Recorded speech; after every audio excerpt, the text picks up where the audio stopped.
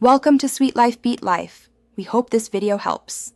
You start by confirming your Google business profile and making sure your account is verified. This reduces verification delays.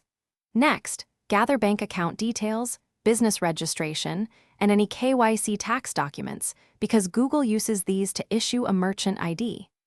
Open the Google Pay for Business console on a desktop, sign in with the admin account, and choose to register as a merchant now. Do this immediately so you don't interrupt the subsequent steps. Once you access the Google Payments Merchant Center, create a merchant profile and enter your legal business name, address, and primary bank account so payouts can be configured. Make sure to complete all required tax forms and upload KYC documents.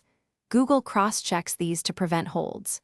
After submitting, monitor the console for any requested corrections and respond promptly, because fast responses speed approval and allow Google to generate your merchant ID without you retrieve the merchant ID from the Payments Merchant Center settings once Google finishes verification.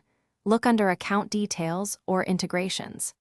Copy this ID into your Google Pay API configuration or your payment dashboard to link transactions. This is how Google attributes payments to your business.